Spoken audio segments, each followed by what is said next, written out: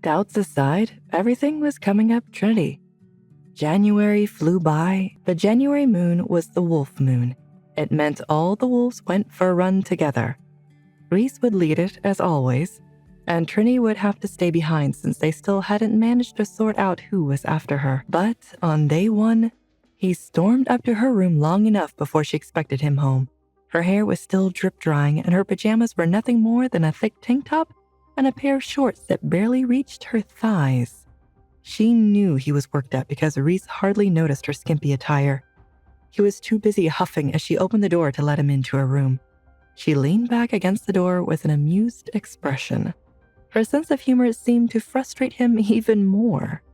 "You're sending messages through Noah now?" He stared her down from a few steps away. Her good spirits wavered when she saw how annoyed he was.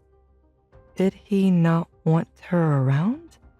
She went for something light as a reply. She said, "You haven't been around much, so I thought he'd get to you faster." Reece ground out.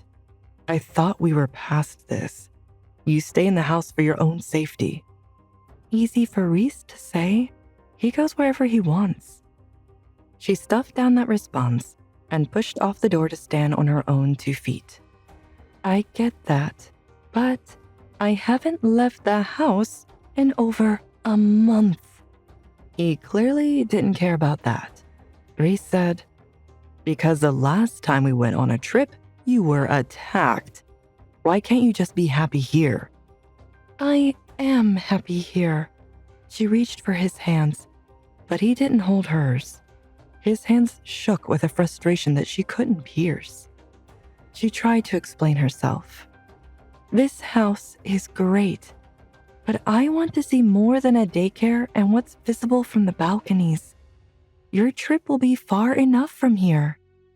They're not going to follow us all the way to Los Angeles." "You don't know that." He pushed her hands away. "They found you at Riley's." "And you found me too. You can't really be that afraid, can you? What happened to the alpha who was chosen for a reason? You're too strong to let anything get to me." She baited him. She knew appealing to his pride might help her get her way. He growled, "This isn't a game, Trinity. It's your life." "Reece," she started softly, "I haven't seen you in a week. You want us to get closer? Then we need this trip.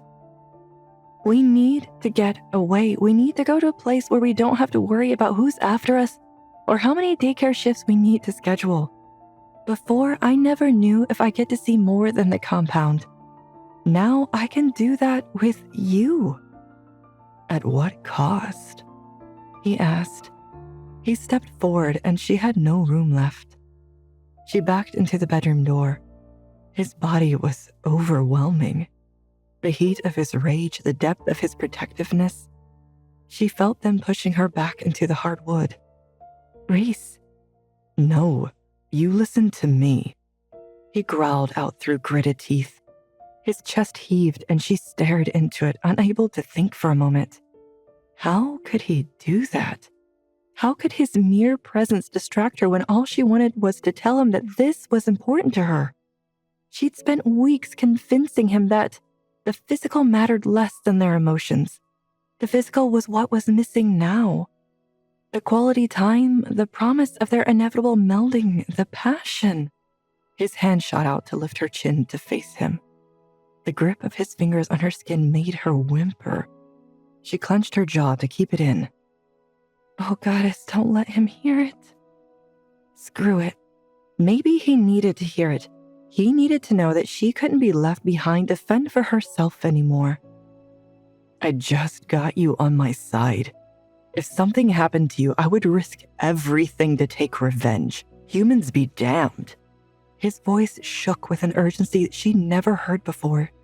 His hand rose and she leaned into it, shifting onto her toes. Her body curved to meet his. "Then damn them," she said. "I can help protect myself. Stop hiding. You either want me with you or you don't." She shivered as the low timbre of his words seemed to caress her. I want you more than anything. Her cheeks burned, but not with embarrassment. That admission unlocked something in her and him too. His control snapped. Reece used his grip on her chin to pull her to his lips. He didn't just take a taste. He devoured her. His body pressed her back into the door, and she held onto his shirt for dear life. With a new vantage point, she was hitched up slightly. She felt all of him for the first time. She gasped into the kiss, and his tongue lapped in her mouth. It was electric. Every cell of her body screamed for more. How had she resisted this long? How had they put this off when it already felt so good? The kiss broke and she dove in for a second, then a third. They were growing frantic as their intensity rose as much as his pants did. My mate, my mate, my mate. Want to know what happens next? Click on the link in the description below to watch further episodes of Chosen by Fate, Rejected by the Alpha.